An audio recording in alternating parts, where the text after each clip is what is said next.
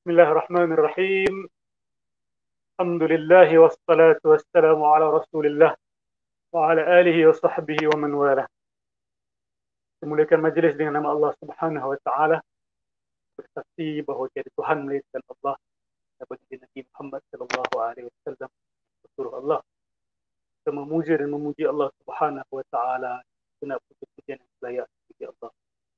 Mohon kepada Allah berikan salam dan selawat kepada baginda Muhammad sallallahu alaihi wasallam telah membawa cahaya hidayah kepada kita, kepada seluruh umat manusia, telah mengajarkan kepada kita sikap perhubungan antara lelaki dengan perempuan, sikap jantina lelaki dengan perempuan, bagaimanakah kedua jantina ini harus berinteraksi dengan satu sama lain.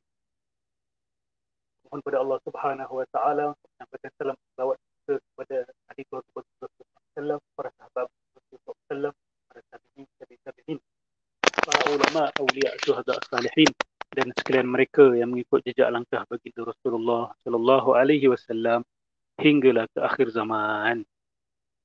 Assalamualaikum warahmatullahi taala wabarakatuh. Okay, sebelum saya teruskan, kita mic check dulu.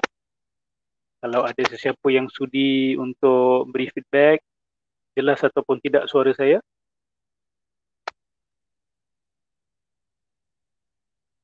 Maaf internet ada tak smooth sangat, tapi insyaAllah lah suara clear, video mungkin 70% saja. Tapi insyaAllah lah saya harap konten ataupun isi utama kita sampai pada hari ini insyaAllah. Amin ya rabbal alamin. Baik.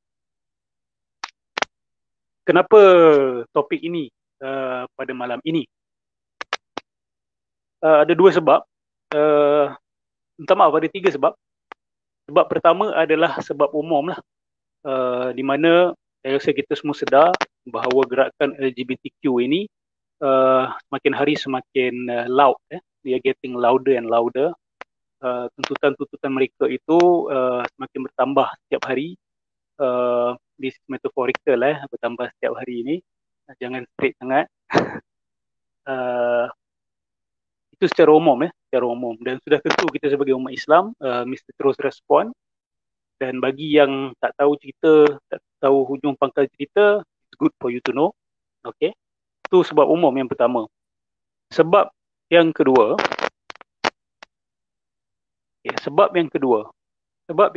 adalah malam page Neo Melayu. Kalau tak silap semalam page Neo Melayu ini mengadakan sebuah diskusi dengan beberapa orang ahli panel, yang mana kata-kata salah seorang daripada ahli panelnya itu, iaitu yang dilabel, yang digelar sebagai Ustaz Afiq Muhammad Noor. Saya tidak pasti taraf keustazan beliau, tapi beliau dengan jelas dipanggil sebagai ustaz dan beliau tidak menolak apabila dipanggil sebagai ustaz. Jadi saya rasa dan saya sangka beliau ada latar belakang belajar agama dan ada keahlian untuk mengajar agama. Okey. Banyak perkara yang beliau sampaikan itu menyanggah perkara-perkara asas berkenaan dengan isu LGBT ini daripada perspektif Ahlus Sunnah wal Jamaah, daripada perspektif mazhab Syafi'i, bukan sahaja mazhab Syafi'i, keempat-empat mazhab sebenarnya. Okay, the majority of Islamic juristic history, boleh saya kata sepanjang lah, bukan majority, sepanjang sejarah perundangan Islam, banyak yang beliau katakan itu menyanggahi. Itu sebab yang kedua. Sebab yang ketiga, berita berkenaan dengan pendirian Pope Francis, berkenaan dengan perkahwinan sesama jenis. Ternyata Vatican City tidak merestui perkahwinan antara lelaki dengan lelaki ataupun perempuan dengan perempuan. Bila saya baca berita tersebut, saya terfikirlah, dan saya applaud the effort of the Vatican City. Of course lah, kita tak setuju dengan kebanyakan benda yang diorang buat kan. Diorang punya pendirian pun kadang-kadang tak jelas, kadang flip flop kan. Kadang bila tekanan sikit kena tekanan sikit daripada the rights movement yang ada dekat barat ni, diorang relent. Tapi dalam isu ini saya lihat risiko dia besar untuk Vatikan, risikonya besar untuk Pope Francis untuk menyatakan pendirian seperti itu. So mereka layak diberikan tahniah lah. Sebab dalam isu ini kita sama dengan mereka. Dalam isu ini Al-Quran dan Bible yang ada sekarang ini dan juga Old Testament ataupun New Testament, kita sepakat, kandungannya sepakat berkenaan dengan haramnya homosexuality, to be specific, haramnya liwat, okay? Dan daripada pengharaman liwat itu extended tu haramnya hubungan sejenis, perempuan dengan perempuan juga, walaupun tidak berlaku liwat antara wanita dengan wanita. Jadi saya terkejut sebab saya dapati, bukan baru sekarang lah, kita dah tahu ada beberapa orang yang digelarkan sebagai ilmuwan yang menisbahkan diri mereka kepada agama Islam. Orang-orang seperti Siti Musdah Mulia daripada Indonesia, Dr. Omid Safi di Amerika kalau tak silap saya sekarang ni, orang-orang seperti Scott Kugel.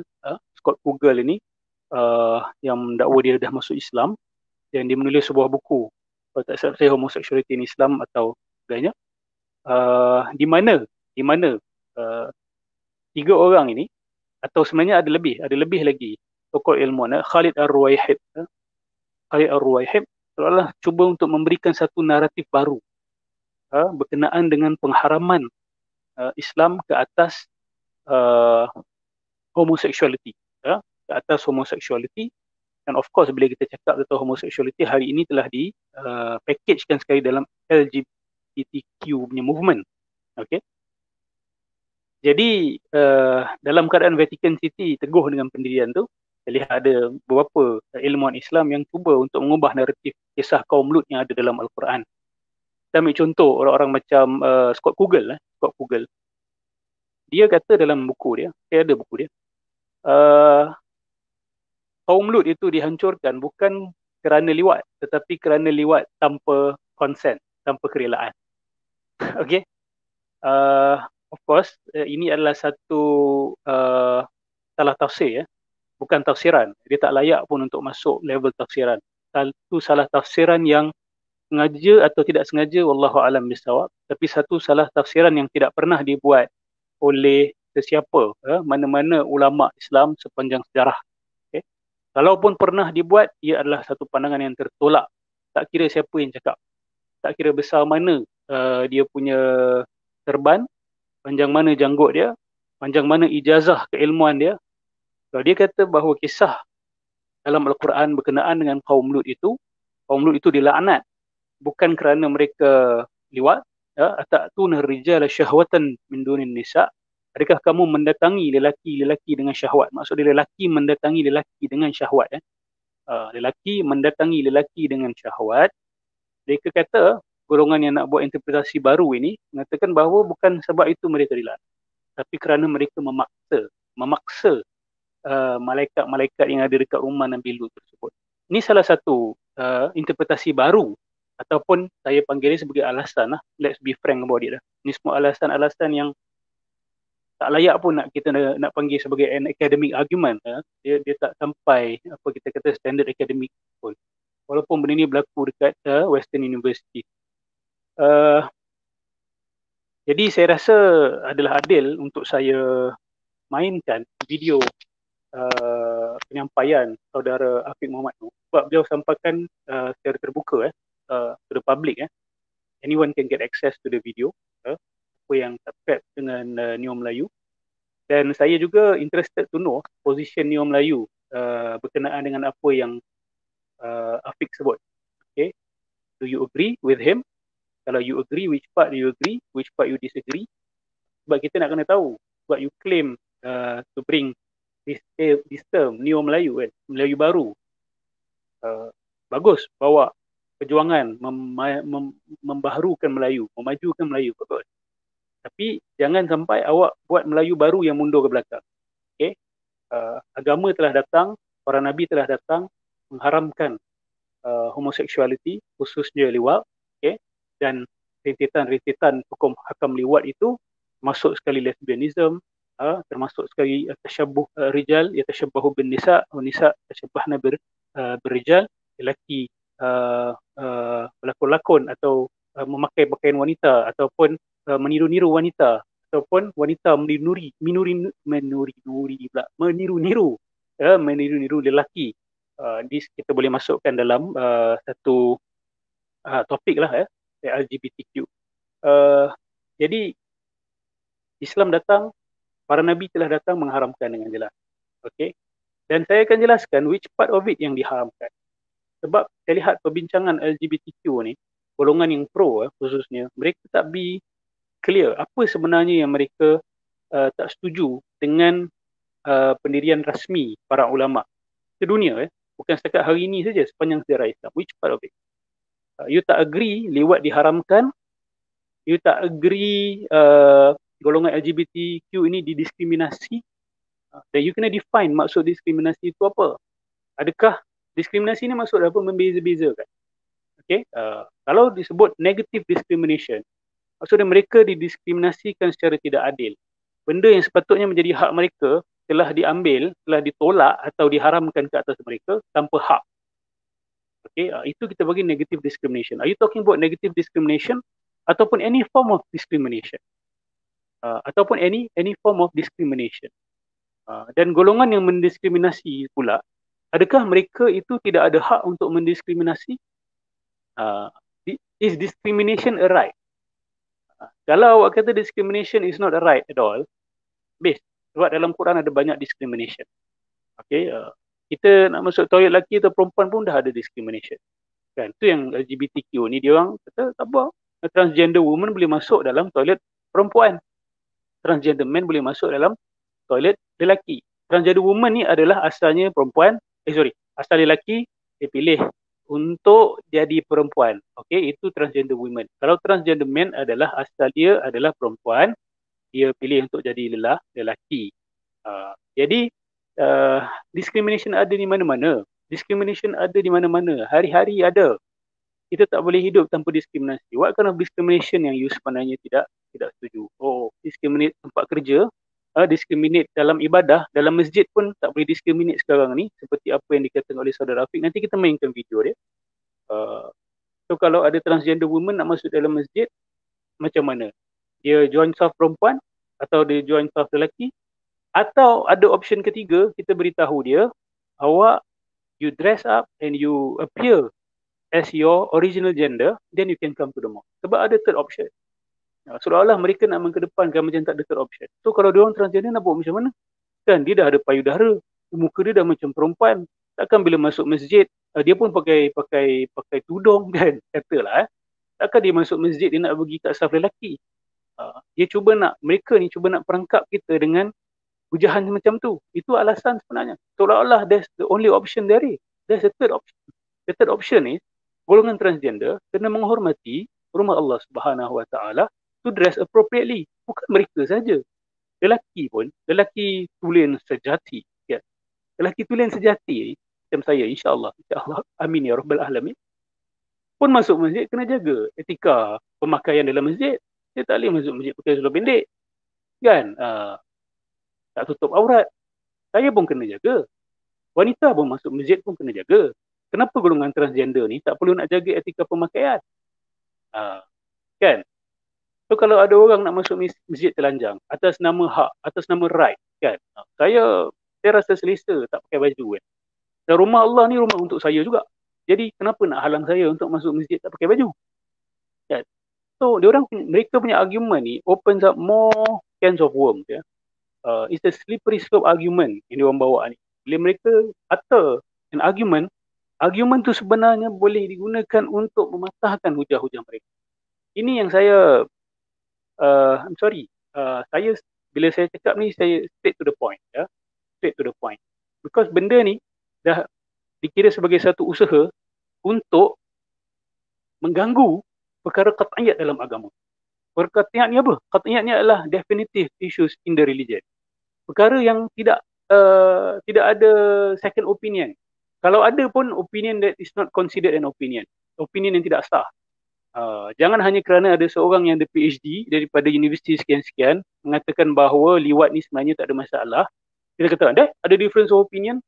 Nanti dulu. Dia siapa? Apa background dia? Adakah pandangannya itu diterima oleh mainstream Muslim scholar? Kan? Dalam sistem scholarship barat pun, not any Tom, Dick and Harry can just voice out their opinion and be considered seriously. Kan? Tapi kenapa dalam keilmuan Islam ni, any Tom, Dick and Harry yang orang tak kenal, orang tak tahu background dia, yang dia punya utterances dan pandangannya itu melanggar the basics of Islamic scholarship, dianggap sebagai khilaf. Pandangan mereka tu telah introduce a khilaf in this discussion. Okay, so we don't accept that. Jadi, tanpa membuang masa, saya minta sahabat saya untuk playkan video. Dan kita play nanti akan ada pause-pause dan bila pause tu saya akan give my comment. Ni kira macam video reaction lah, reaction to a video. Okey, silakan, bismillah. Dan lokaliti. Cuma apabila Cik Nisha bercerita tentang masalah isu-isu agama, saya ada nak tanya ke Ustaz Afiq lah. Saya rasa menarik ke Ustaz Afiq ulas. Bagaimana golongan transgender ini nak beragama bagi Ustaz Afiq? Sebab ramai halang mereka nak pergi haji, ramai halang mereka masuk masjid dan sebagainya. Jadi apa pandangan Ustaz Afiq? Baik, okay. Sebelum saya jawab soalan tu, ada beberapa benda yang mungkin saya perlu clarify. Yang pertama, saya sebut secara terus ya. Transgender perempuan itu adalah seorang perempuan, transgender laki-laki itu adalah seorang laki-laki. Okey, Ustaz, jadi minta pause. Jangan stuck di dalam. Okey, ini kenyataan pertama beliau dalam soalan yang kedua ni, sebab ada dua soalan kalau tak silap dia terima.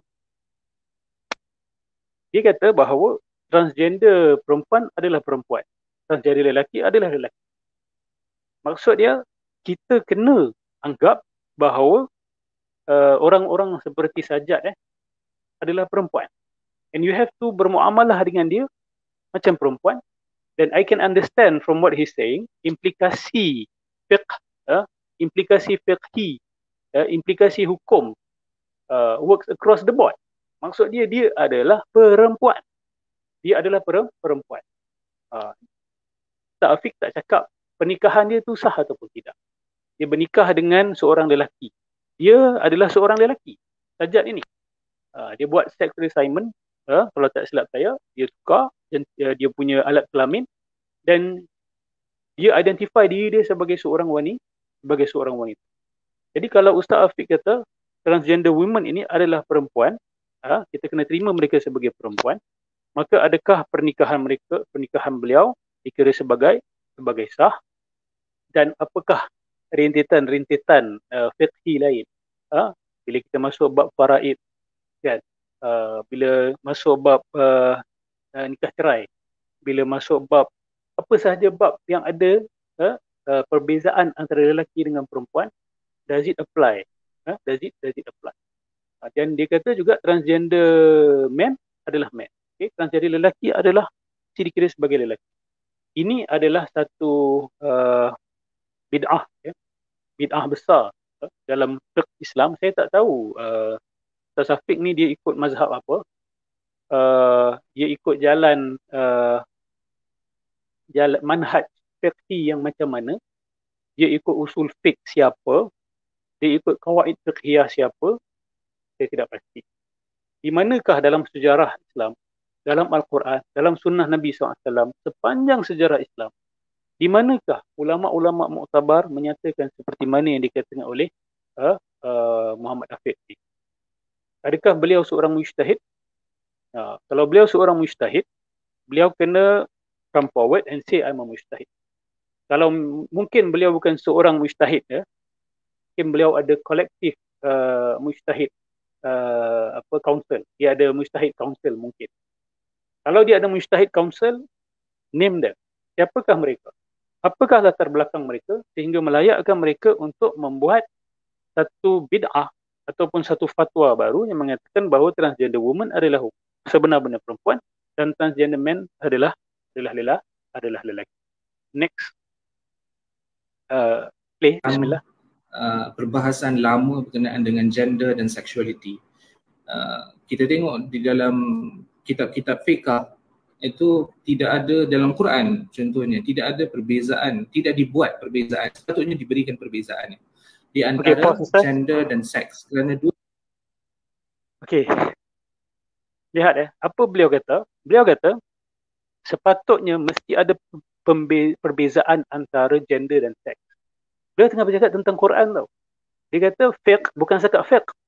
Quran pun sepatutnya membezakan antara gender dengan seks. Saya nak tanya, saudara Afiq tujukan kata-kata itu kepada siapa sebenarnya?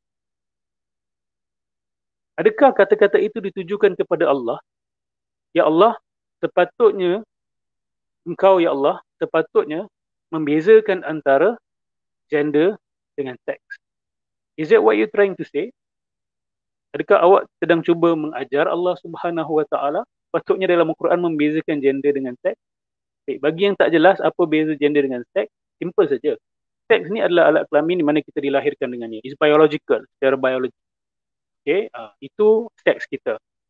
Tapi gender mereka kata lain. Gender ni dia tidak berkaitan dengan biologi.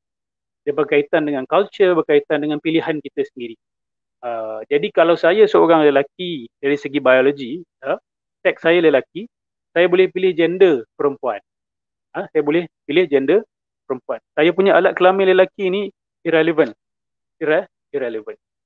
InsyaAllah nanti kita bincang sikit berkenaan dengan bagaimana istilah transgenderism ini sendiri telah merobohkan segala makna lelaki dan perempuan. Dah tak ada makna lagi membezakan antara istilah lelaki dengan perempuan. Sebab kalau dulu, bukan dululah, the official position, the majority or we can say 99.999% Muslims and Muslim scholars, okay?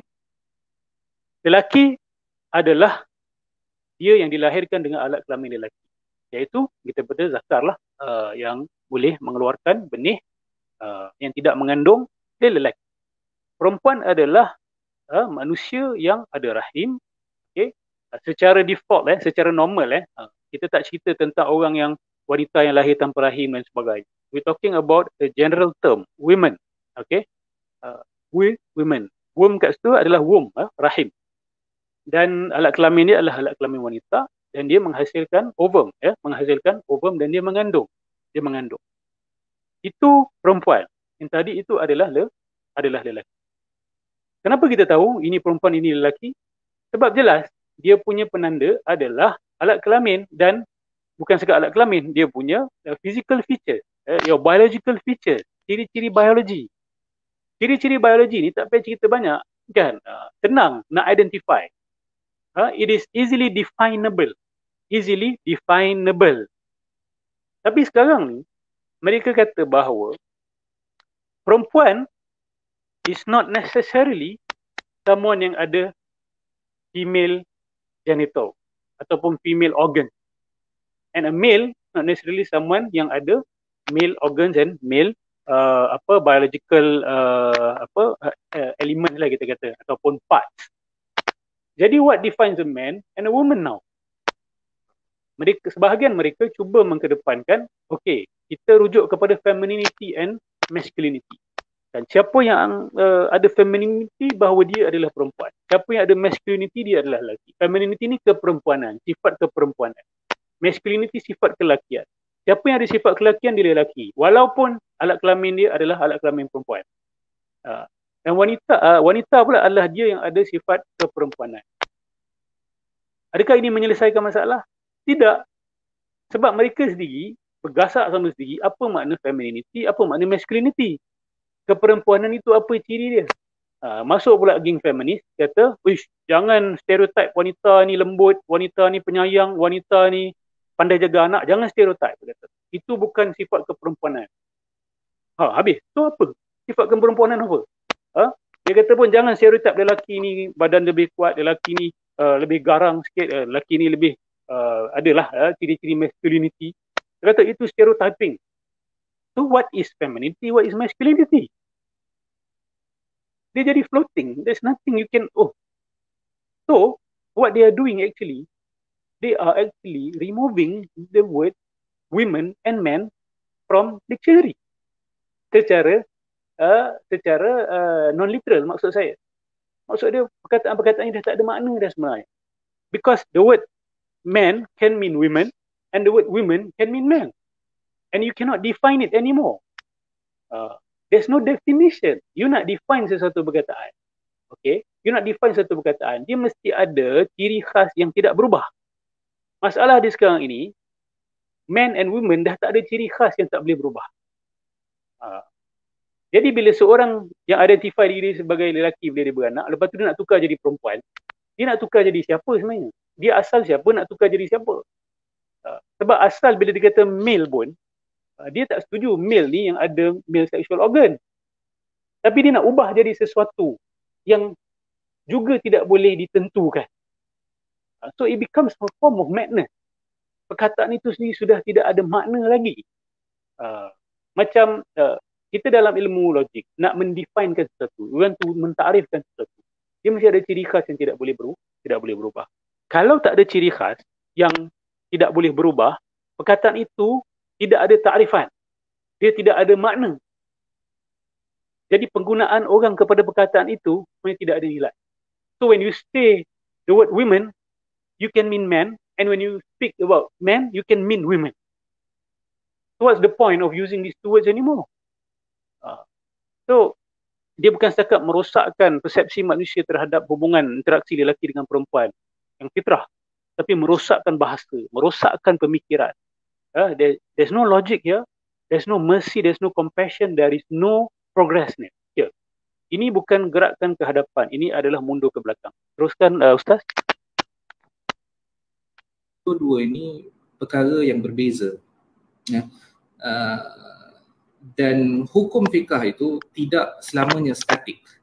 Boleh jadi apa yang dihukum pada waktu dulu sebagai A tidak lagi menjadi A pada waktu sekarang. Sampai kaedah fiqah ada menyatakan taghayyirul ahkam bi taghayyiril azman wal amkan wal ahwal.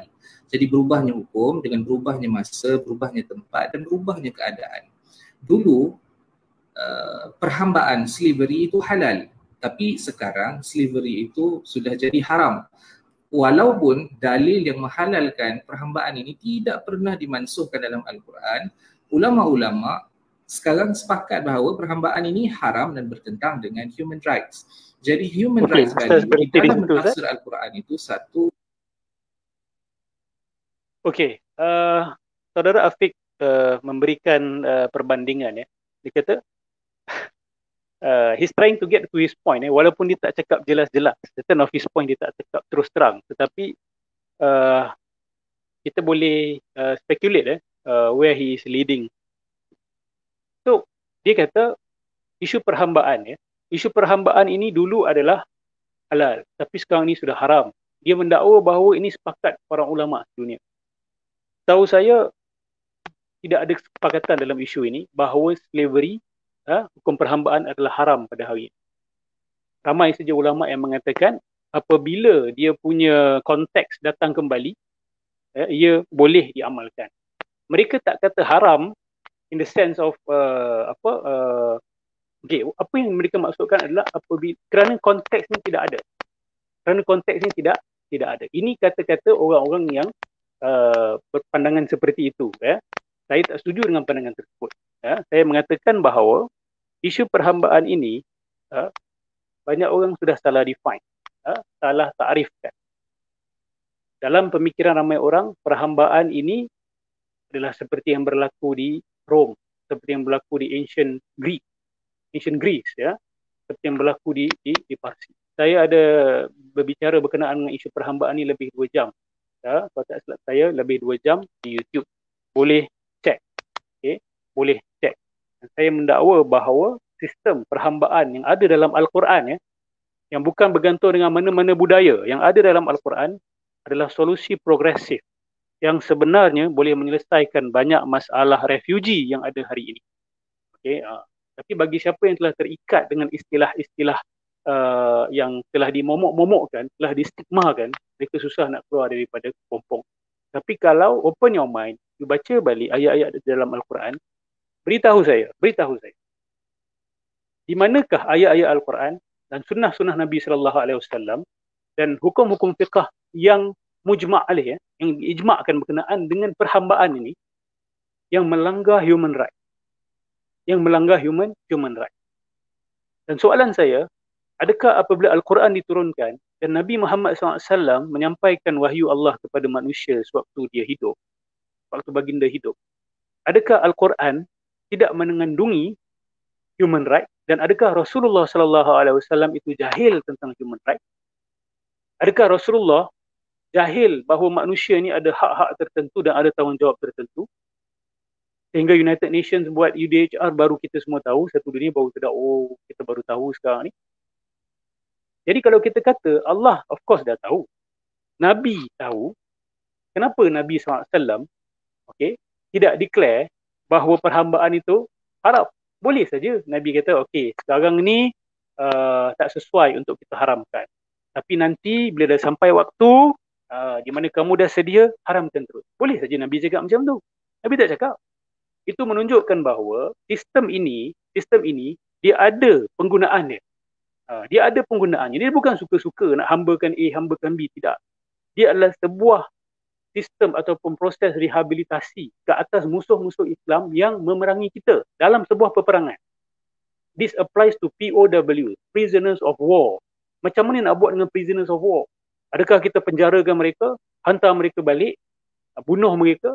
Salah satu solusi yang Islam cadangkan adalah potong mereka punya kebebasan kepada setengah, beri mereka makan seperti mana kamu makan, beri mereka pakai seperti mana kamu pakai, give them shelter, layan mereka dengan sebaik-baik layanan, jangan membebankan mereka dengan sesuatu yang mereka tidak mampu tanggung, buat baik kepada mereka, panggil mereka saudara kamu, jangan panggil mereka hamba kamu, ataupun amah, ataupun pembantu.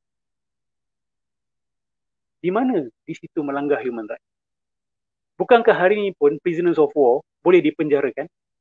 Kalau kita nak bandingkan undang-undang yang membolehkan memenjarakan prisoners of war, dengan undang-undang perhambaan dalam Islam, orang yang akalnya terbuka dan luas, dia akan melihat bahawa sistem perhambaan Islam ini jauh lebih rahmah daripada memenjarakan POW. Awak letak POW dalam penjara, awak dapat apa, dia dapat apa? Islam lebih bijaksana. Islam mengajarkan kita, kalau kamu, kalau dia ni tak termasuk dalam war criminal, you nak take them as your helper. Saya lebih selesa memanggil mereka sebagai helper sebenarnya. Sebab mereka tidak dianggap pun sebagai apa yang orang panggil sebagai hamba, seperti yang difahami oleh the Greek civilization or the Roman civilization or the Indian civilization or the Chinese civilization. Tidak. Sebenarnya sama. Pakai apa yang kamu pakai. Makan apa yang kamu makan. Jangan bebankan apa yang dia tak mampu tanggung. Kalau tanpa hamba kamu, kamu lepaskan dia. Kena lepaskan dia. World War I, World War II, berapa banyak prisoners of war yang kena bunuh, kena pukul. Islam kata kalau kamu tanpa kamu pukul kamu punya hamba tanpa hak, kamu kena bebaskan dia. So kena buat paradigm shift, kena faham betul-betul. Kena faham betul-betul. Jadi kita tak terima pandangan yang mengatakan bahawa isu perhambaan dalam Al-Quran ni telah menjadi haram. Konteks dia tak wujud hari ini ataupun pada negara tertentu ataupun waktu tertentu. Tapi hukum dia tu ada, it stays. It is there in the Quran. Dan bila konteksnya datang balik, dia boleh diamalkan. Dia berbeza dengan isu LGBTQ. Liwat tak akan boleh berubah. Dia adalah hukum qat'i sejak zaman insya-Allah saya percaya sejak zaman Nabi Adam sampailah hari kiamat, dia tidak akan menjadi halal. Tidak kira apa konteksnya pun, kecuali darurat lah. Awak kalau tak liwat dia, saya tembak awak. Itu saja. We're not talking about darurat situation. Dan hukum wanita yang memakai baju lelaki, yatashabbahna birrijal, dan hukum lelaki menunjuk-nunjuk diri, memaparkan diri sebagai seorang perempuan, ini haram secara qat'i. Ini bukan lagi perbezaan pandangan antara ulama dan tidak pernah berlaku perbezaan pandangan antara ulama. Kecuali dia tak boleh nak lawan. Maksud dia memang berjalan tu, pinggul dia tu bergerak macam pinggul perempuan. Dia bukan sengaja buat-buat. Dia pakai pakaian lelaki, dia tak pakai make up. dia tak melayankan benda tu. We're not talking about these people. We're talking about orang yang dia lahir sebagai seorang lelaki, ada alat kelamin lelaki, lepas tu pergi make up, lepas tu pergi pakai baju perempuan, kan? Lepas tu memapar-maparkan diri dia sebagai seorang perempuan, sedangkan dia adalah lelaki. Ini adalah kita qat'i. Ini tidak akan berubah mengikut perubahan zaman. Dia tidak akan berubah. Sex reassignment surgery juga adalah haram. Okey? Adalah haram. Kalaupun ada pandangan yang membolehkan, itu adalah pandangan yang syaz dan pandangan yang tertolak secara pasti. Tertolak secara pasti. Okay, so nak mengkiaskan isu transgender ni, LGBT ni dengan perhambaan adalah kias yang tidak ada kaitan sebenarnya. Yang tidak ada kaitan. Kalau guna logik saudara Afiq ni, so apa? Nanti kalau perubahan zaman menjadikan zina halal, zina jadi halal, what is your sempadan ni? Apa you punya qawaid you apa? You pakai kaedah apa ni? You pakai usul fiqh apa ni sebenarnya? Okey Ustaz, teruskan. Mentafsir bukan saja Al-Quran, dalil-dalil agama itu satu perkara yang penting. Termasuklah juga dalam isu sexual minority, baik kita bercerita tentang lesbian, baik kita bercerita tentang gay ataupun transgender. Itu yang pertama. Yang kedua, saya nak buat sedikit tambahan. Mungkin sebab saya baca juga komen Nisha Ayub, betul, saya ada menulis panjang tentang keragaman seksualiti di Nusantara, dan Amirul Mukminin juga sebut sedikit tadi tentang dalam masyarakat Bugis kita ada 5 jenis gender, kita ada calalai, calabai, kita ada banyak lagi gender. Begitu juga praktik makyung dan sebagainya. Dan kita jangan lupa, saya sebenarnya agak terkilan apabila ada orang kata, oh LGBT ini adalah budaya barat, sedangkan barat itu sebelum bercerita tentang LGBT, kita sudah bercerita dan kita sudah bercerita tentang LGBT dengan sangat positif sekali dan diterima oleh masyarakat. Contoh di Indonesia dan sebahagian masyarakat Jawa di sini, kita ada satu budaya yang ada satu di Ponorogo misalnya, kita ada Riok Ponorogo. Dalam Riok Ponorogo ini ada satu orang laki-laki yang namanya Waruk. Waruk ini dianggap sebagai laki-laki yang sakti dan punya keramat. Jadi sampai sekarang mana-mana politician di Indonesia itu yang ingin menang pilihan raya atau minta berubat atau minta apa-apa pertolongan spiritual, dia akan pergi jumpa dengan Waruk ini tadi. Dan Waruk tadi untuk mempertahankan atau untuk retain dia punya kuasa sakti dia perlu ada gemblak. Gemblak ni adalah budak laki-laki yang dijadikan sebagai kekasih. Dan apabila dia melakukan hubungan seks dengan budak lelaki ini, kuasanya akan bertambah dan lebih saktinya. Itu di Indonesia. Kemudian kita ada di Aceh. Ini jarang orang sebut sekali. Di Aceh ada satu praktik kebudayaan yang namanya Ratib Sadati. Dalam Ratib Sadati ini mereka bersenandung dengan kasidah-kasidah, pujian-pujian kepada Nabi dan pujian sejarah-sejarah tentang Nabi Muhammad SAW.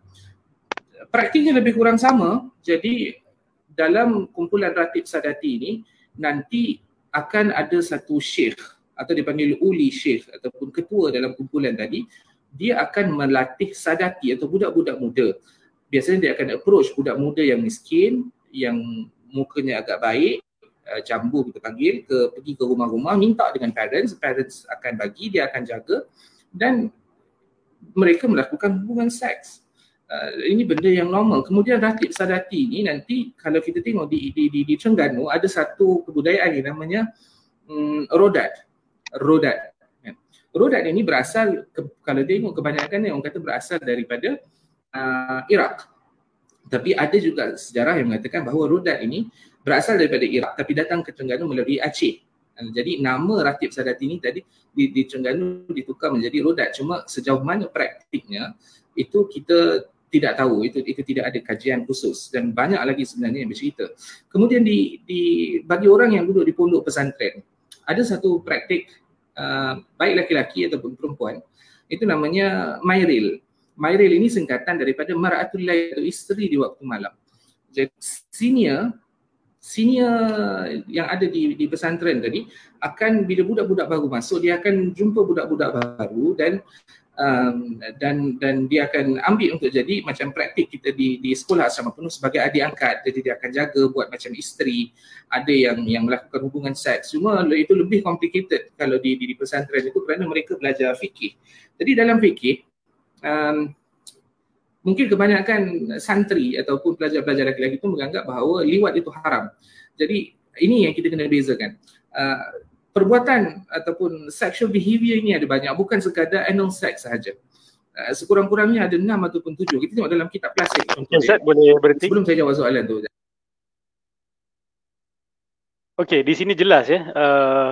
Beliau menggunakan taktik Khalid Ar-Ruwaihib. Khalid Ar-Ruwaihib tulis sebuah buku berkenaan dengan sejarah homoseksualiti di kalangan orang Arab Islam, ya. Dan seolah-olah beliau merumuskan bahawa LGBT ini di kalangan masyarakat Arab, especially kita kata homoseksualiti, ya, di kalangan masyarakat Arab adalah benda yang ada dalam sejarah. Dan beliau seolah-olah nak gambarkan bahawa benda ni benda yang diterima dalam masyarakat Arab. Beliau ambil syair-syair, sebahagian buku-buku sejarah untuk menggambarkan bahawa benda ni diterima sebenarnya. Jadi of course kita tak nafikan bahawa homosexuality has always been with the human civilization. Kita tak pernah nafikan benda ni. Semua orang tahu adanya makna, adanya pondan dan sebagainya. Maaflah kalau term-term ni tidak dipersetujui, tapi itu yang dipahami oleh orang awam. Di kalangan orang Arab pun dia orang tahu. Dalam Al-Quran pun ada sebut tentang orang-orang seperti ini, ya, dari ulil irbati, lelaki yang tidak ada nafsu seks kepada perempuan. Benda ni benda normal. Benda ni orang agama tahu. Orang agama tahu ada lelaki lembut, ada perempuan yang kelakian. This is not a new discovery. Kan? Benda ni diketahui. Tapi apabila nak mendakwa bahawa benda ni diterima, bahkan mengatakan benda ni positif, diterima secara positif, ya. Statement yang digunakan oleh saudara Afiq tadi, diterima secara positif di Nusantara ini, di kalangan orang Melayu, yang disebut sebagai waruk tadi, berkenaan dengan Ratib Sadati, berkenaan dengan Rodat, berkenaan dengan Marlail, Mar'atul Lail, yang mana macam lelaki berhubungan seks dengan lelaki dewasa dengan budak lelaki, menjadi satu yang diterima oleh orang Melayu, diterima sebagai sesuatu benda yang positif, secara positif. Adakah kita sebagai sebuah masyarakat Melayu bersetuju dengan tuduhan ini? Kalau nak kata benda ni ada dalam masyarakat, saya bukan pakar sejarah, saya tak boleh nak pastikan 100% semua yang beliau cakap ni memang berlaku, tapi kita dengar kes-kes tentu masuk surat khabar dan sebagainya, berlaku kes-kes seperti ini di sebahagian institusi pendidikan. Tapi benda itu telah diketahui oleh pelaku dan yang dengar dan pelajar-pelajar serta guru-guru dekat tempat tu sebagai haram, bahkan dosa besar. Mereka tak pernah menerima secara positif. What do you mean when you say diterima secara positif? Apa maksudnya? Kita terima hakikat dia ada, tetapi menerimanya secara positif, what does it mean? Oh, tak ada masalah je, benda biasa, benda normal. Benda normal kena liwat. Benda normal aja berlaku hubungan badan antara lelaki dengan lelaki, walaupun tak berlaku penetration, tak berlaku liwat, normal je. Normal dalam masyarakat Melayu. Tradisi waruk ni adalah tradisi dukun, tradisi tukang sihir. Of course lah, power tukang sihir ni akan bertambah bila dia melakukan maksiat-maksiat besar, bila dia melakukan dosa-dosa besar. Sebab tu dia ada budak lelaki yang dia akan bersetubuh dengan dia. Ratib Sadati, tentang Rodat, Mar'atul Lail, ini semua adalah ijma'an haram dan tidak diterima secara positif. Tidak diterima secara positif. Mungkin diterima oleh orang-orang tertentu dalam sebuah masyarakat tertentu yang terpencil, sebuah kebudayaan tertentu. Tapi kalau kita merujuk kepada agama Islam, tidak pernah ada kumpulan ulama yang endorse benda ni dan kata benda ni adalah benda normal dan diterima secara positif. Jadi kita lihat strategi mereka. Orang-orang seperti Khalid Ar-Ruwaihib, seperti saudara Afiq, mereka menggunakan hujah budaya. Oh, benda ni telah diterima dalam budaya kita, telah diamalkan oleh budaya Melayu. Saya tak tahu dalam mahkamah mana, dalam universiti mana, dalam perbincangan keilmuan mana yang dakwaan budaya ini boleh membenarkan sesuatu perbuatan dan boleh mengharamkan sesuatu perbuatan. Kalau pergi ke mahkamah, berkenaan pertuduhan seseorang yang membunuh, dukun yang membunuh orang, sebab nak buat blood sacrifice kepada syaitan. Kalau dukun tu kata, oh ini tradisi masyarakat saya. Tradisi masyarakat saya, ada kami ramai adalah dukun dan kami menerima hakikat bahawa kami akan terpaksa membunuh orang-orang tertentu untuk dikorbankan kepada syaitan. Macam mana kalau berlaku dakwaan-dakwaan seperti itu? Adakah diterima pakai di mahkamah? Oh, budaya kami memang kami akan pergi merogol setiap tahun. Oh, budaya kami memang kami akan mencuri setiap tahun. Ini dakwaan daripada budaya. Islam datang untuk bersihkan budaya. Bukan nak kata semua budaya Melayu ini teruk. Tidak. Tapi ada budaya Melayu yang tidak ada kaitan dengan wahyu, yang asalnya daripada hawa nafsu manusia. Jadi adakah kita nak menggunakan daripada budaya untuk melawan, menyanggah apa yang jelas daripada wahyu Allah Subhanahu Wa Taala? Malakum kaifa tahkumun? Macam mana kamu berfikir? What logic are you using? Are you even use logic? You guna logik ke? You guna akal ke bila bercakap ni? Dakwaan budaya sama juga macam Khalid Ruwaihid, kan? Menyenaraikan ada dalam budaya Islam Arab, ada dalam budaya Arab. So what? So what? Kan? Apa sebenarnya point you? Berapa banyak lagi budaya kita yang mengarut-ngarut? Nak guna tu sebagai hujah. Berapa banyak budaya orang Arab yang salah? Berapa banyak budaya orang Melayu yang salah? Berapa banyak budaya orang putih yang salah? Takkan kita nak mengiyakan hanya setakat ia sebagai sebuah budaya? La haula wala quwwata illa billahil aliyil azim. Teruskan. Jadi kita tengok ada al-jima'. Jima' itu adalah hubungan seks antara suami dengan isteri. Zina itu hubungan seks di antara lelaki heteroseksual dan perempuan heteroseksual di luar pernikahan. Kemudian kita ada liwat ataupun anal sex. Anal sex ini boleh jadi antara seorang lelaki dengan perempuan yang belum berkahwin, boleh jadi di antara seorang lelaki dengan lelaki yang lain, boleh juga terjadi di antara seorang suami kepada isterinya. Yang ketiga kita ada al-istimta'. Istimta' maksudnya bersenang-senang ataupun melancap. Ini boleh jadi antara seorang lelaki sendiri ataupun seorang perempuan sendiri, ataupun seorang suami kepada isterinya, atau seorang isteri kepada suaminya, atau seorang lelaki yang belum berkahwin kepada perempuan yang belum berkahwin. Kemudian kita ada al-mufakhazah. Mufakhazah ini adalah memasukkan penis di celahan peha, sebab itu nama dia al-mufakhazah. Ini boleh jadi antara laki-laki dan perempuan yang belum berkahwin, boleh jadi antara suami dengan isteri, boleh jadi juga di antara seorang laki-laki dengan laki-laki yang lain.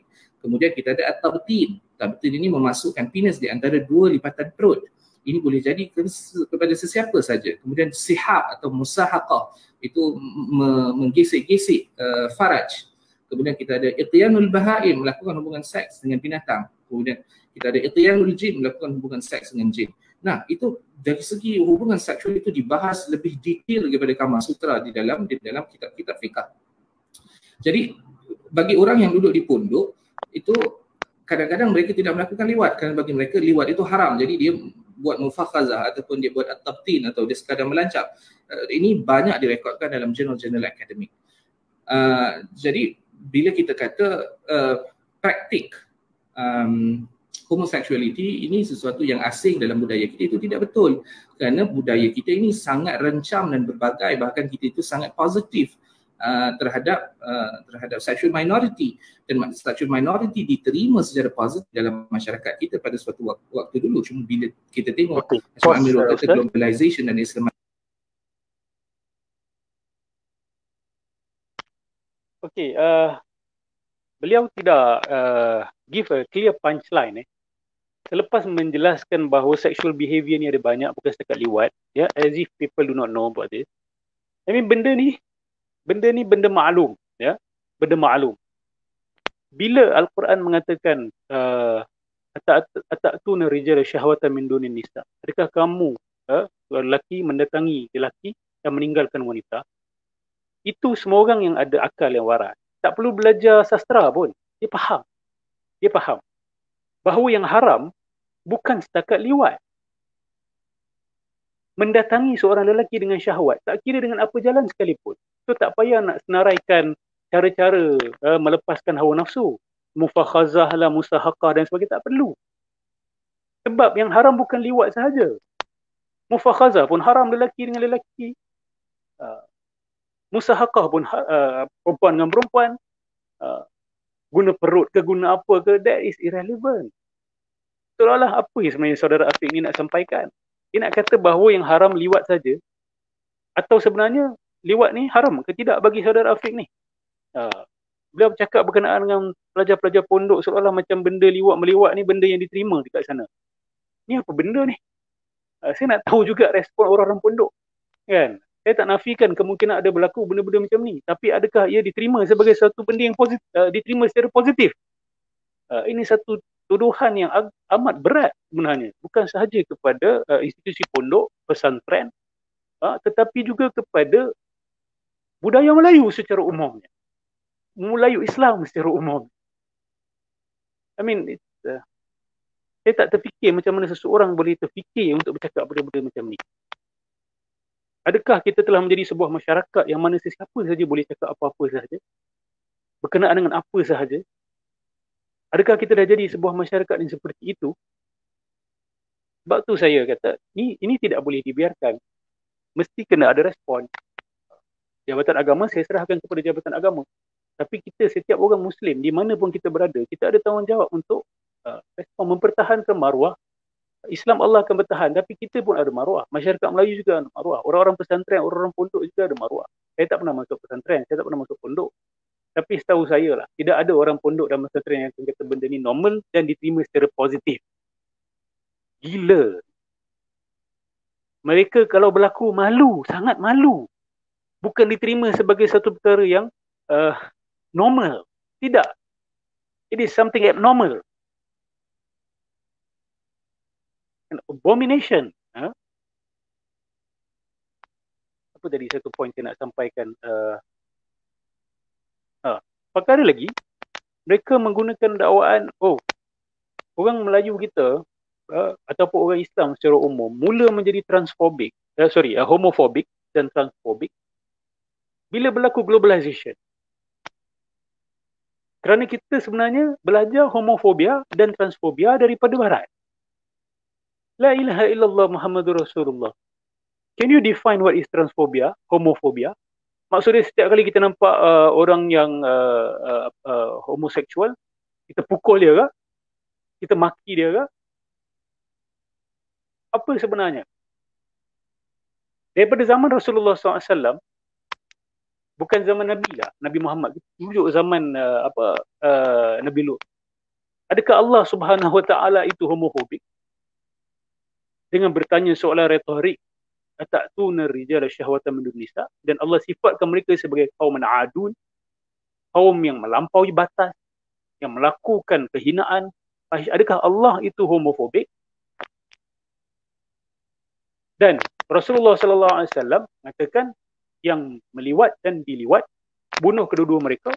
Adakah Rasulullah SAW homofobik? Adakah Nabi tak tahu human right? Adakah Nabi itu zalim? Nabi ini lebih mundur daripada saudara Afiq, daripada human right? What are you guys trying to convey sebenarnya? Neo Melayu, I ask you, what are you trying to convey? You nak bawa masyarakat Melayu kita ke arah Melayu baru yang bagaimana? Melayu baru yang mundur ke belakang, sedangkan kita telah dimajukan oleh para Nabi, dimajukan oleh agama Islam, nak bawa kamu mundur ke belakang. Mempersoalkan balik hukum hakam yang telah jelas. So Neo Melayu kena be very frank of your position. I'm not accusing you, but you have to be frank. Do you endorse such position? Ataupun you, apa sebenarnya? You tolak, you sangkal, or you KIV, ataupun you undecided? Please be more responsible. You are promoting your ideas publicly to the Muslim people, kepada orang Melayu secara umum. You kena be careful dan bertanggungjawab ke atas apa yang you sampaikan kepada masyarakat. InsyaAllah, kalau you all continue spurring such nonsense to the public, kami insyaAllah, dengan izin Allah Subhanahu Wa Taala, dengan kudrat yang ada, insyaAllah kami akan bangkit dan kami akan tangkal. Yang baik kami akan sokong. Bismillahirrahmanirrahim. Okay, yang baik kami akan sokong. Ini bukan isu klub A lawan klub B, football club. Itu semua cerita budak-budak. Okay, kita nak maju bersama-sama. Tapi kita nak mencari satu common ground. Bukankah common ground kita ini agama Islam? Dan bila common ground yang asasi pun cuba nak digoyangkan, cuba nak dipaparkan seolah-olah ia tak jelas, ia berubah-ubah, macam mana kita nak bergerak bersama sebagai sebuah masyarakat Melayu? Di mana duduk letak agama Islam ni sebenarnya? Kan? Kalau benci dengan agamawan sekalipun, you have to be objective, kan? You speaking about progressivism dan sebagainya, tolonglah belajar objektiviti sikit. Marah dengan agamawan, jangan sampai benda yang qat'i pun, yang jelas dalam agama pun nak dianggap sebagai kabur, floating, bubbly, tak clear. Sedangkan benda tu jelas. Kalau ayat berkenaan dengan kaum Lut itu ayat yang tidak jelas, maka tak ada ayat yang jelas dalam Al-Quran. Kalau kisah kaum Lut tidak jelas, maka tidak ada ayat yang jelas dalam Al-Quran. La ilaha illallah pun menjadi tak jelas. Haramnya zina pun menjadi tidak jelas. Sebab kalau guna cara orang-orang seperti Scott Kugel cuba nak merosakkan tafsiran yang jelas, ayat-ayat yang jelas ini, kalau guna strategi yang sama ke atas ayat-ayat zina, ayat mencuri, ayat membunuh, orang-orang jahil yang tak tahu akan ingat, oh, okay, kalau ini tak clear, ini pun tak clear juga. Why not we use the same system? Why not we use the same interpretive methodology? So, please be very careful. Ni bukan isu globalization. Ni bukan isu globalization. Umat Melayu sejak daripada dulu menolak apa yang telah diharamkan oleh Allah Subhanahu Wa Taala. Dan kalau ada sekelompok tertentu yang menghalalkan, mereka melanggar agama Islam. Dan mereka tidak diterima oleh majoriti umat Islam. So jangan ambil isolated cases, budaya-budaya seperti rodat dan sebagainya. Adakah kita berbangga sebagai orang Melayu, ini budaya kita, and we will preserve it? Is that how it is? Tidak sekali-kali. Tidak sekali-kali. Dan saya yakin budayawan-budayawan Melayu kita dan pendeta-pendeta Melayu kita, bila tanya mereka adakah kita berbangga dengan budaya Melayu ini, yang seperti ini, seperti rodat, seperti ratib sadaki dan sebagainya, sudah tentu mereka berakal waras dan berakhlak murni yang inginkan kemajuan untuk umat Melayu akan menolak secara bersedia dan jauh sekali mengatakan dia, melabelkannya sebagai perkara yang normal yang diterima secara positif. Okay. Teruskan, Ustaz. Kita ini jadi lebih Arab daripada Arab, lebih Nabi daripada Nabi, lebih orang putih daripada orang putih. Ini masalahnya. Kita tidak preserve the culture itu sendiri. Sedangkan Islam ini datang bukan suruh kita menjadi Arab, tapi Islam ini datang supaya kita menjadi orang baik kepada sesama manusia tanpa kita kira apa sexual orientation, apa physical attribute dia. Islam tidak pandang itu. Dan menjawab kepada soalan moderator. Okey, ini mereka menggunakan moral argument, ya. Ini melayan perasaan, kan. Kata bahawa Islam ni adalah agama yang Allah melihat kebaikan seseorang, bukan kepada orientasi seksual seseorang. Senang kata, Allah tak nak kita buat dosa. Kenapa kita tak bercakap macam tu? Allah nak melihat hati kita. Betul? Innallaha la yanzuru ila suwarikum wala ila ajsamikum walakin yanzuru ila qulubikum. Betul tak? Allah Subhanahu Wa Taala tidak melihat pada zahir kita, tapi Allah melihat kepada hati kita. Tapi nak jaga hati itu macam mana? Jelaslah, ikut apa yang Allah suruh, tinggalkan apa yang Allah larang. Ini tak. Berzina, lepas tu kata, oh, only God can judge me. Hati saya baik, tapi saya berzina. So, pembunuh bersiri pun boleh cakap benda sama. Oh, saya bunuh orangnya, tapi hati saya baik. Kan jangan judge saya dengan luaran saya. Oh, mungkin awak nampak saya berdarah pegang pisau. Don't judge me. Hati saya baik. Pergi rompak rumah orang. Kata, oh, hati saya baik. Allah tak lihat zahir saya. Allah tak lihat. Allah lihat hati saya. Kan Allah kata, yang zuru ila qulubikum. Dalam riwayat lain, wa a'malikum. Pada hati kamu dan pada perbuatan kamu. So, seseorang lelaki yang mengambil langkah untuk appear as women, itulah perbuatan.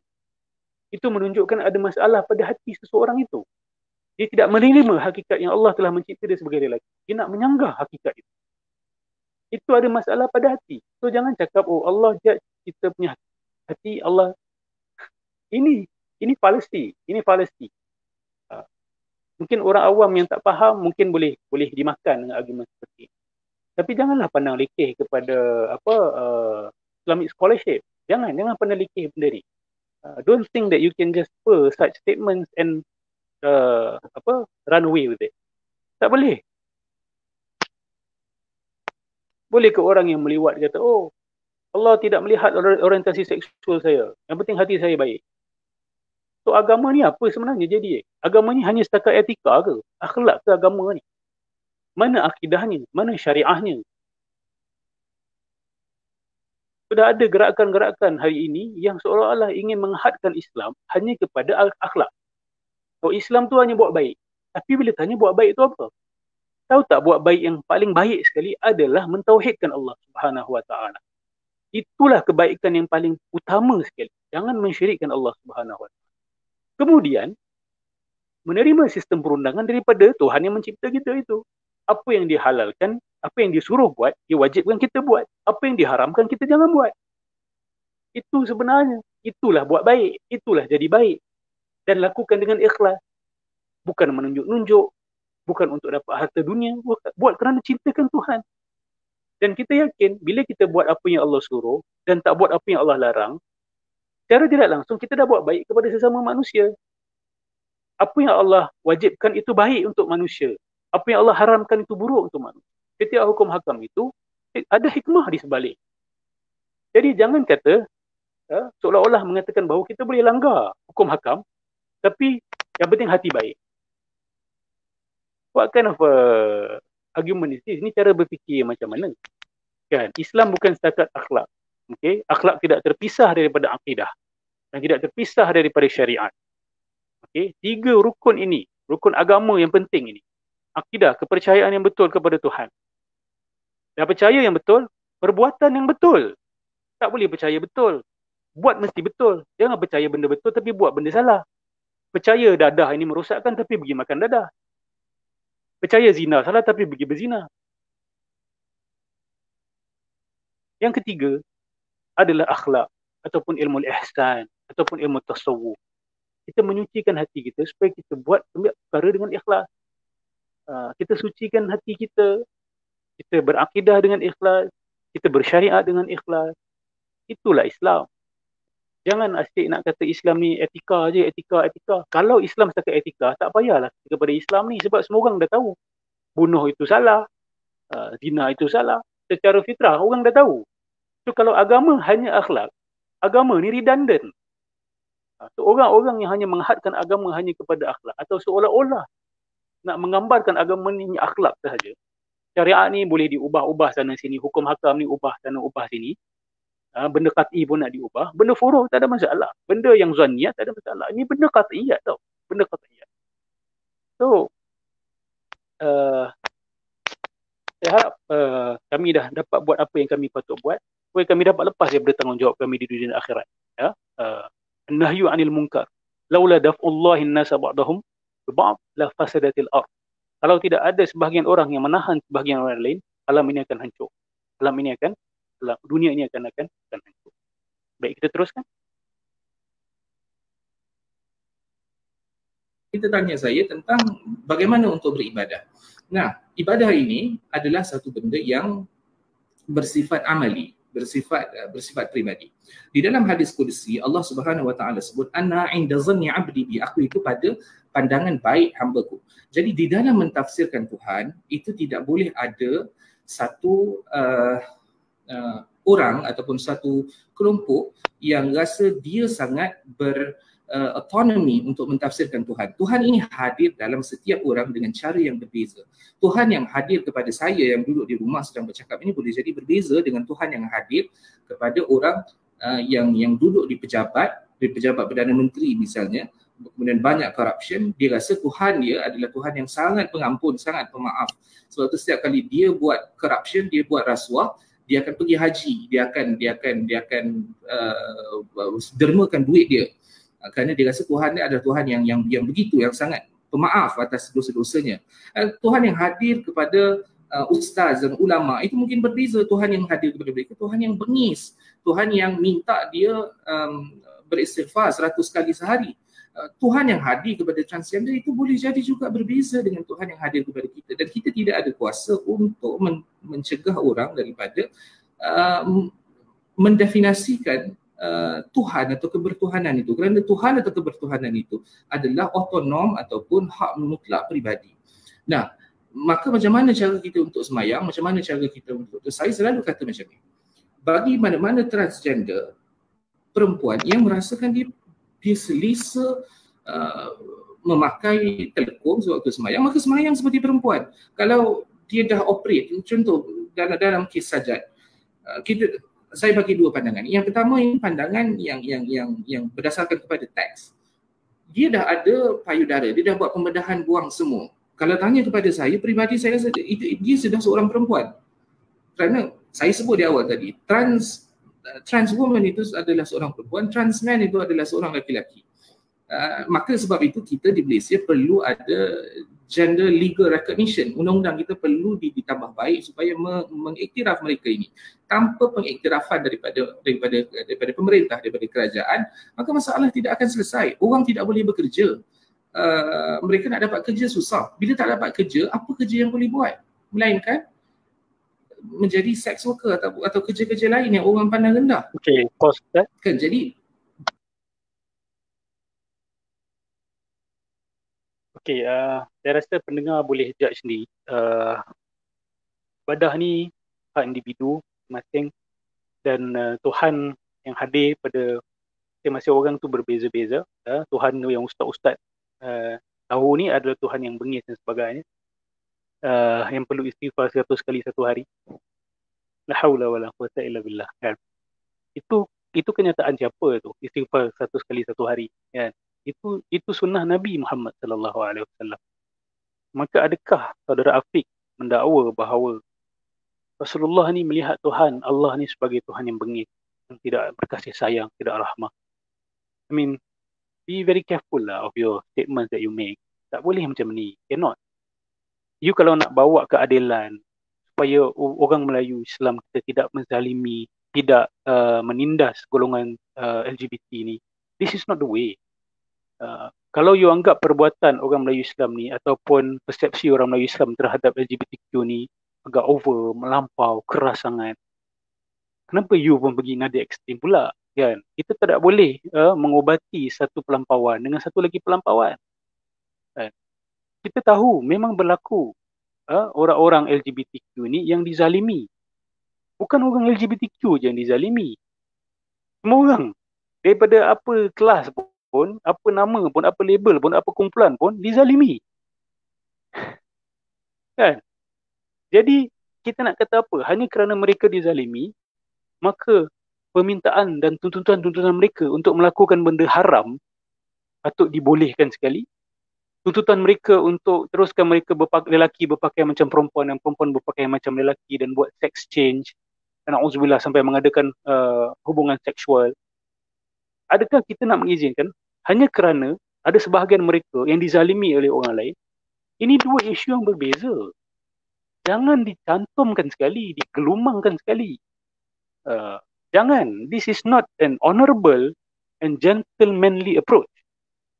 Kalau betul progresif, kalau betul nak bawa mercy, compassion to the world, jangan sampai awak jadi biadab dengan agama Islam, jadi biadab dengan Nabi Muhammad sallallahu alaihi wasallam, seolah-olah Nabi sallallahu alaihi wasallam ini menganggap Allah itu bengis.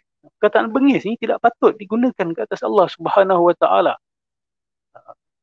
Jadi seruan saya kepada masyarakat Melayu Islam kita, kecenderungan seksual itu tidak dihukum. Itu tidak termasuk dalam hukum hakam. Kita belajar fiqah, kita tahu. Fiqah ni, hukum hakam ni, dia berkaitan dengan perbuatan tau. Dia bukan berkaitan dengan hati manusia. Dia bukan berkaitan dengan sexual orientation. Seorang tu mungkin dia kata, Ustaz, saya secara natural, mungkinlah kita terimalah dakwaan dia. Saya tertarik dengan lelaki. Saya lelaki, saya tertarik dengan lelaki. Adakah dia berdosa pada waktu itu? Adakah ketertarikan dia itu berdosa? Saya rasa masyarakat umum kita yang belajar agama secara asas pun tahu benda tu bukan salah dia. Kalau betul, dia kata kalau betul. Kalau dia menipu, of course salah. Kalau dia betul, dia tak buat-buat, dia tertarik dengan seorang lelaki, dia aroused sexually, boleh nampak lelaki, dia lelaki aroused sexually nampak lelaki, dia tidak berdosa. Yang berdosa apabila dia ya'ti ila rijal. Okay? Sebab tu Al-Quran kata atatuna rijal syahwatan min dunin nisa. Allah tak kata kamu bersyahwat saja kamu berdosa. Kamu mendatangi dengan syahwat. Itu dah ada amal, itu dah ada perbuatan, dah ada act. Dan itu di situ ada pertanggungjawaban. Wanita yang tertarik dengan wanita lain, secara seksual, dia tidak berdosa kecuali kalau dia mengambil langkah untuk melampiaskan hawa nafsu seksual itu kepada seorang wanita juga. Jadi, umat Islam, kita kena sedar bahawa having a different sexual orientation tak bermaksud orang tu berdosa. Yang dimarahkan oleh masyarakat kita, yang dimarahkan oleh para ulama, para ustaz-ustaz asatizah, adalah mereka-mereka yang mendakwa bukan setakat orientasi seksual itu tak ada masalah. Tetapi perbuatan itu pun tak ada masalah.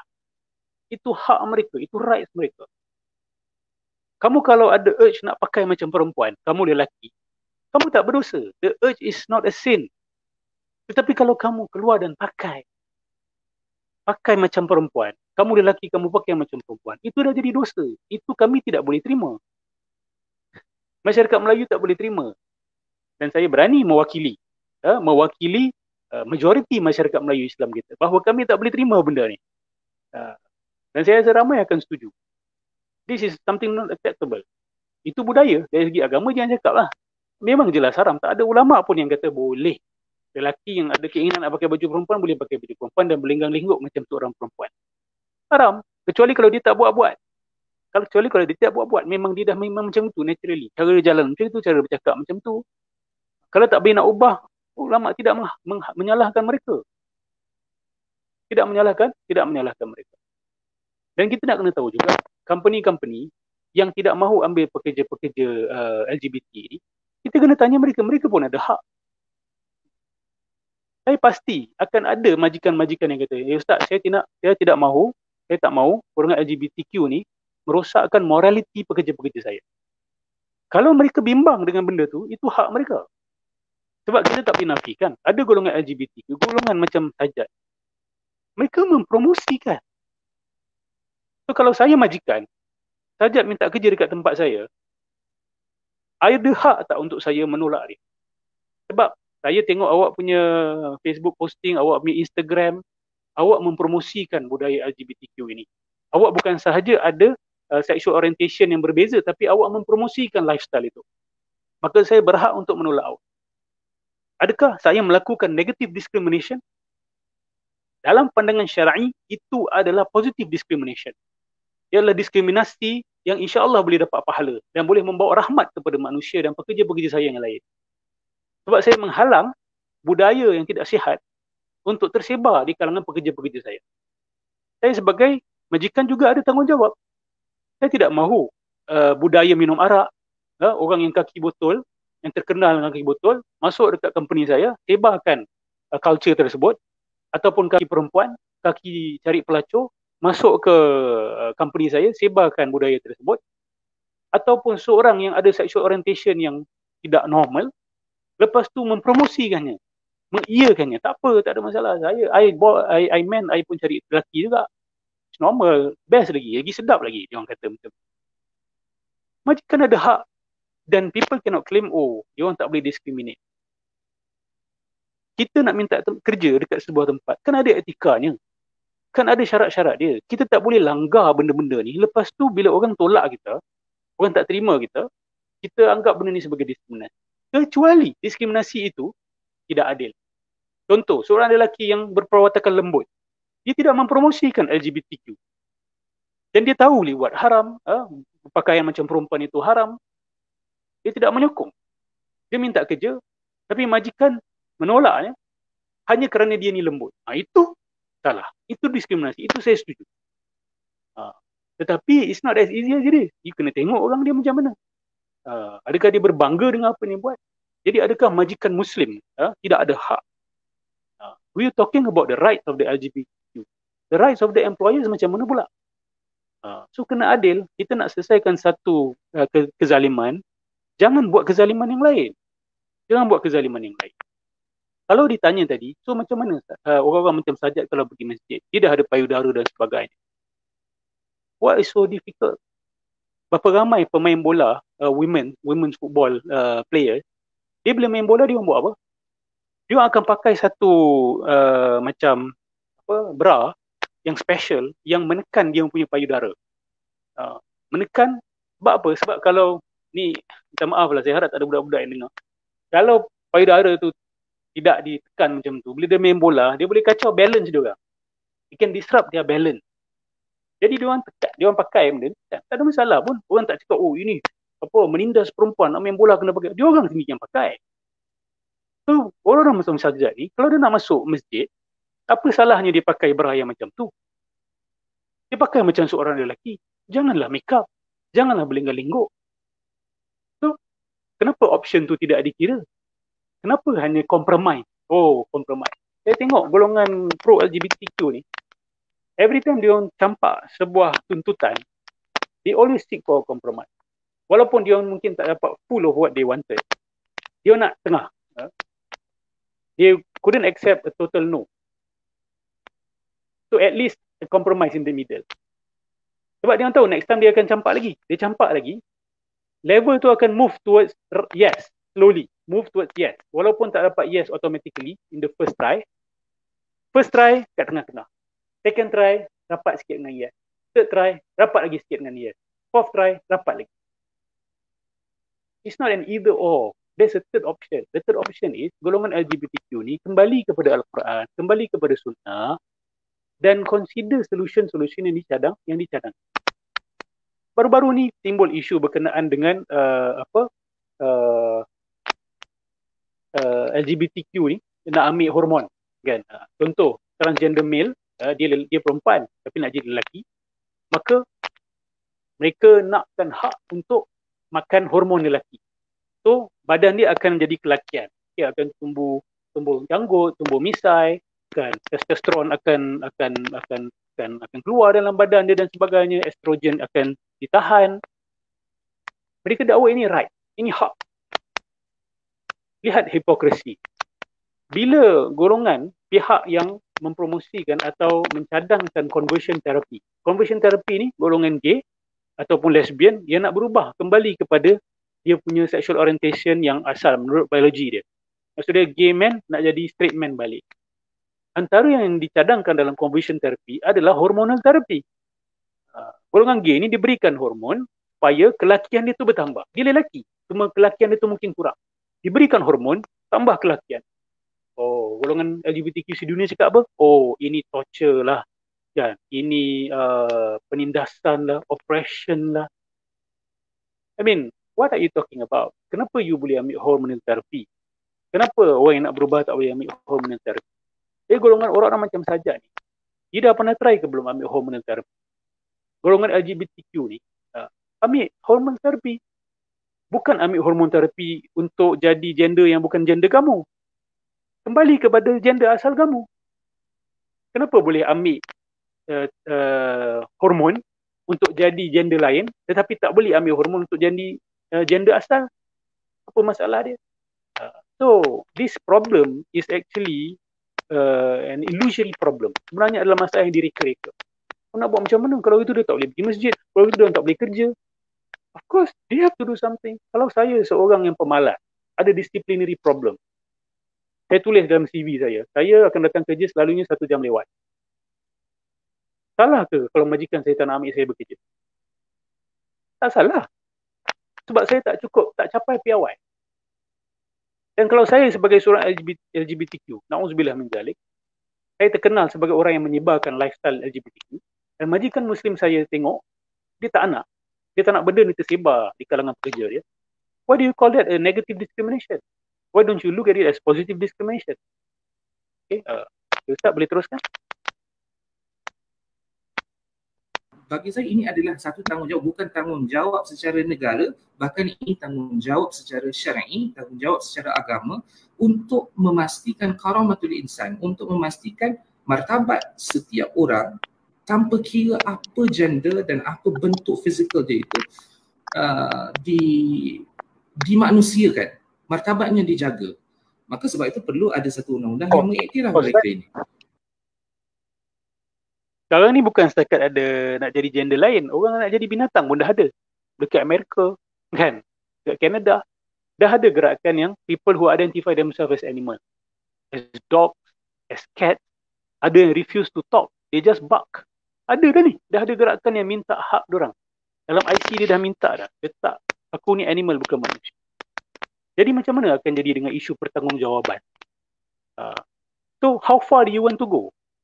Kalau you kata seorang lelaki boleh identify sebagai seorang wanita, boleh tak seorang dewasa identify himself as a kid? Kenapa tak boleh? Kenapa tak boleh? Boleh tak seorang manusia identify himself as a dog? So lepas dia boleh bunuh awak, lepas tu dia tidak dipertanggungjawabkan sebab dia bukan manusia. So how far do we want to go with this actually? Jangan singkat fikiran. Fikir jauh. Agama mengajar kita fikir jauh. Tengok akibah. Wal aqibatu lil muttaqin. Tengok akibat. Allah selalu ajar kita tengok hujung perkara. Jangan tengok apa depan mata. Ikut trend apa yang berada dalam dunia sekarang ni. Kekecohan apa yang berada dalam dunia sekarang ni. The call for right, that right, this right. Betul ke benda tu right in the first place? Ke wrong kan? Adakah itu right? Ini kita kena tanya. Kita kena be critical. Kan ajar orang nak jadi critical, nak jadi progresif. Critical lah sikit. Critical sikit with this kinds of argument. Continue. Dan saya harap pada masa akan datang undang-undang ini segera terwujud. Nah, berbalik pada ibadat. Dalam kisah Hajat tadi, kalau dia sebagai perempuan, aurat dia adalah seperti auratnya perempuan, cara semayangnya adalah seperti cara semayangnya perempuan, ihramnya adalah seperti ihramnya perempuan. Tapi kalau dia, kebanyakan transgender ini juga masalah. Dia sentiasa rasa dia berdosa. Dan ini sebenarnya bukan masalah dia saja, ini adalah masalah society kerana kita telah dibagi tahu, kita telah diindoctrinate bahawa benda ini adalah benda yang berdosa. Sedangkan tafsiran agama itu banyak sekali dan kita boleh memilih mana-mana tafsiran yang memanusiakan mana-mana orang. Kalau kita boleh memilih tafsiran yang memanusiakan orang daripada slavery, daripada menjadi hamba, kenapa kita tidak boleh membuat satu atau memilih satu tafsiran agama yang mengiktir. Okey, Ustaz Afiq menggunakan istilah memanusiakan. Apa saja yang memanusiakan, kita ikut hukum yang memanusiakan. Itulah yang memanusiakan manusia adalah apabila dia mengikut hukum hakam Allah Subhanahu Wa Taala yang jelas. Itulah baru jadi manusia yang betul-betul manusia. Yang nak lari daripada hukum hakam Allah Subhanahu Wa Taala, dengan macam-macam alasan, itu bukan memanusiakan, itu bukan mengarah kepada kemanusiaan. Itu mengarah kepada asfala safilin. Kan? Jadi Ustaz Afiq tahulah apa maksud asfala safilin. Nak jadi yang lebih tinggi, ikut hukum hakam Allah. Itulah memanusiakan seorang manusia. Next. Continue. Gender yang pelbagai supaya dengan mengiktiraf ini banyak masalah lain boleh selesai. Dan kalau kita tengok dalam kalau dia sendiri tak rasa dia sebagai perempuan, ada saya jumpa beberapa transgender dan itu saya sebenarnya amat sedih sekali. Dia kata, oh saya macam ni tapi saya semayang macam lelaki. Walaupun kita ada pendapat kita sendirilah. Saya kata diri sebenarnya boleh semayang sebagai perempuan. Tapi dia tetap rasakan begitu. Nah, kalau dia rasakan sebegitu macam dalam kes Hajat sekalipun, apa yang dia perlu buat? Sah tak hajinya? Sah hajinya. Sah ihramnya itu sah. Cuma nanti mungkin dia perlu bayar dam sahaja kerana kalau dia rasa dia masih lelaki kan tidak boleh tutup rambut. Itu dalam perbahasan fiqh. Tapi secara umumnya saya akan kata bahawa cara beribadah ini adalah cara kita berkomunikasi dengan Tuhan, dan cara berkomunikasi dengan Tuhan ini adalah sangat peribadi antara satu orang dengan satu orang yang lain. Kenapa kita perlu nak sibuk dengan cara orang berkomunikasi dengan Tuhan dia? Kenapa kita tak sibuk tentang perkara-perkara yang lebih mendasar? Golongan pro LGBTQ ni kita biasa dengar dia kata jangan sibuk dengan orang punya urusan peribadi, orang punya teater, orang punya cara ibadat. Tapi perasan tak mereka ni? Mereka pun sibuk dengan cara beragama para ustaz-ustaz ni. Mereka sibuk dengan cara ulama-ulama buat fatwa. Mereka kata biarkan LGBT ni nak buat apa dia nak. Tapi ulama tak boleh. Ulama jangan buat ni, ulama jangan buat tu. Ustaz jangan cakap ni, ustaz jangan cakap tu. So you are just contradicting yourself from the very beginning. Kan? You talking about right, tapi you infringe on other people's right. Kan? Tapi betul ke benda ni right? Sejak bila jadi right? Siapa yang kata benda ni right?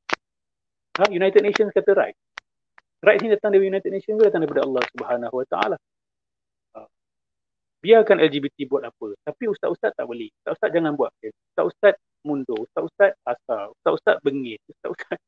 So you are doing the same thing. You are also criticizing people. You are also saying that people cannot do this, cannot do that. Kalau betul jujur dengan prinsip, biarlah ulama nak keluarkan fatwa apa. Biarlah ulama nak kata haram ke tak haram ke, janganlah sibuk. You katakan agama ni personal. Ibadah ni personal. Ibadah ulama atau mufti, ibadah dia buat fatwa antaranya. Ya, biarlah dia, jangan sibuk. Bila dia kata haram, haram lah. Kan? Tapi nak protes juga, tak setuju juga. Jadi, you boleh, orang lain tak boleh. So, we are just demanding for consistency from all of you, pro-LGBTQ people, yang Muslims especially. Please be more consistent, be more clear with your argument, be more consistent with your principles, with your etiquette, be more honourable with your presentation of point. Continue, Ustaz. Seperti polisi-polisi yang mendiskriminasi, ini juga adalah sebahagian daripada tanggungjawab syariah, ini adalah sebahagian daripada tanggungjawab agama. Akses kepada rumah-rumah ibadat. Transgender, kalau nak semayang, datang ke masjid, pergi tempat perempuan, orang halau ke tempat lelaki. Pergi tempat lelaki, orang halau ke tempat perempuan. Last kali dia semayang kat mana? Dia kata, lebih baik semayang di rumah untuk elakkan fitnah. Sedangkan masjid ini adalah institusi yang dibiayai dengan wang rakyat juga, sebahagian daripada dan ini adalah public places. Kemudian penggunaan tanda sawang contohnya. Kemudian akses kepada perkhidmatan perubatan yang baik. Kita ada macam Nisha cakap tadi, kita ada dia apabila dia ke hospital, dia dipanggil dengan nama laki-lakinya, dan itu tentu buat orang tidak selesa. Nama yang dia sendiri tidak pilih. Sedangkan tadi pendapat fiqh yang kita sebut terlalu banyak. Sampai di Mesir orang mengiktiraf sex reassignment surgery. Jadi perkara-perkara ini adalah perkara-perkara yang lebih penting dan mendasar. Ustaz, lagi 9 minit je Ustaz. Okey, saya habiskan ni. Dan perkara ini adalah perkara yang perlu orang fikirkan lebih daripada masalah peribadi. Macam mana nak semayang, macam mana. Tapi kalau tanya kepada saya macam mana nak semayang dia macam semayang perempuan kalau dia perempuan. Kerana saya sebut tadi trans perempuan adalah perempuan, trans lelaki adalah lelaki. Wallahu a'lam. Terima kasih atas. Jadi saya nak bertanyalah kepada masyarakat Islam Melayu, bukan setakat di Malaysia, di Singapura, di Indonesia, di Brunei, kan? Adakah naratif seperti ini boleh dianggap sebagai naratif yang memajukan orang Melayu? Adakah naratif ini naratif yang kita terima mewakili budaya orang Melayu Islam di Nusantara ini? Dan adakah kita menerima ini sebagai satu perubahan hukum dalam agama Islam yang boleh kita terima? Yang boleh kita terima. Baguslah kalau saya boleh minta saudara Afiq, bagi siapa yang tengok video saya ni, boleh sampaikan kepada beliau, be clear of your stand. Okay. Apa sebenarnya hukum liwat? Okay. Apa sebenarnya hukum tashabbuhur rijal bin nisa? Tashabbuhul nisa bir rijal. Apa sebenarnya hukum?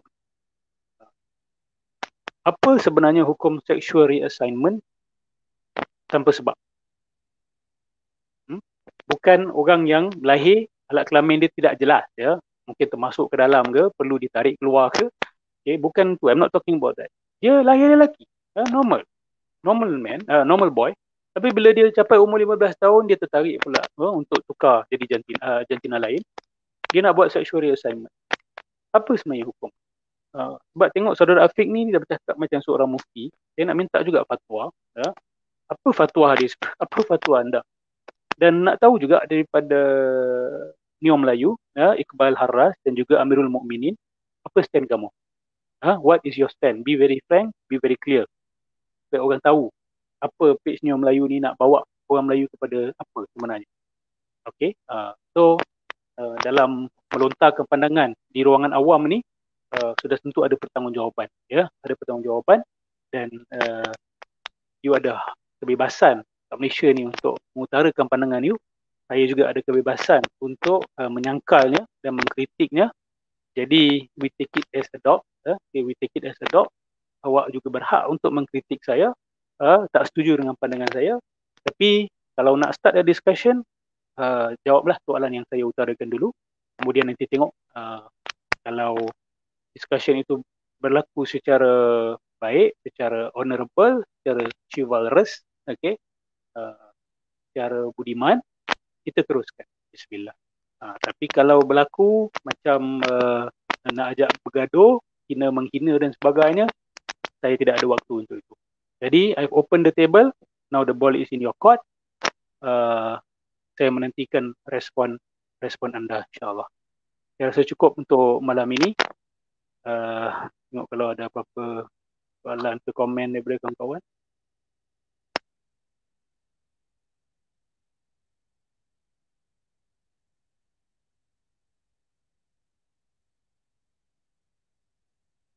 Saudara Haikal Hadi kata apa tadi? Remember Sodom. LGBTQ bukan benchmark kepada kemajuan. You are years behind. Betul lah. Bagi saya, gerakan LGBTQ ni, dia memundurkan masyarakat. Dia bukan memajukan. There's nothing to do with progress. There's nothing to do with progress. Kadang-kadang nampak persatuan LGBT ni seolah mereka mewakili setiap LGBT dalam negara. Sedangkan bukan semua yang buat perkara haram itu tolak pengharamannya. Akibatnya masyarakat tolak setiap LGBT sehingga benar-benar perlukan bimbingan pun ditolak sekali. Okey. Kejahilan masyarakat kita ni kita tak boleh nak nafi. Ada orang yang kita tak boleh harap masyarakat kita tahu tentang semua benda. Tak ada orang tahu semua perkara. Orang yang tak pernah jumpa LGBTQ lepas tu baca artikel-artikel tentang permintaan dan tuntutan LGBTQ ni, orang jadi marah. Dan bila orang marah, orang respon kadang-kadang tidak terkawal. Respon yang tidak bertanggungjawab. Saya ingin memberikan nasihat dan peringatan. Okay? Ramai kawan-kawan kita yang ada kecenderungan orientasi seksual yang tidak normal, ya. Lelaki suka lelaki, perempuan suka perempuan, atau segala bentuk sexual deviation ini, ramai di kalangan mereka yang tak nak dan nak balik pada Allah. Mereka nak bertaubat. Orang seperti ini, saya tekankan kemungkinan darajat mereka lebih tinggi daripada derajat kita. Sebab kita tak tahu apa dalam hati mereka. Mereka diberikan ujian besar oleh Allah Subhanahu Wa Taala. Orientasi seksual yang tidak normal. Dan mereka nak berubah, nak jaga diri mereka, tak nak melakukan yang haram. Semoga Allah merahmati mereka. Allah sayang kepada mereka. Dan semoga kita juga dapat sayang kepada mereka dan memberikan sokongan terpadu-padu. Tetapi jangan cross the red line. Jangan cross the red line. Jangan menggunakan slogan rights, freedom of sexual orientation untuk melanggar sempadan-sempadan merah yang telah dijelaskan oleh Allah dan Rasul SAW. I'm not talking about perkara-perkara tak jelas, furuk-furuk, ranting-ranting agama. Ini adalah termasuk dalam perkara-perkara qat'iyat. Ini mubiqat, dosa-dosa besar yang tidak ada perbezaan pandangan antara ulama. Yang mana perbezaan pandangan itu tidak dikira. Not even considered. Kalau benda qat'i ini cuba nak dilonggarkan, apa jadi dengan agama kita sebenarnya? Okay? So saya mohon kepada masyarakat kita, open your heart. Dengar kawan-kawan yang nak berubah, yang mengaku, jangan hina. Mereka-mereka yang menghina mereka, yang menzalimi golongan ini dengan menggunakan agama, beratasnamakan agama, you are doing great damage not only to the person but also to Islam itself. Hingga dia orang ni nak bertaubat pun merasa susah, merasa benci kepada agama. So hati-hati apa yang kita nak sampaikan. Nasihati mereka, bimbing mereka. Dan kita kena sokong conversion therapy. Walaupun satu dunia cuba nak mengharamkan conversion therapy, kita sokong.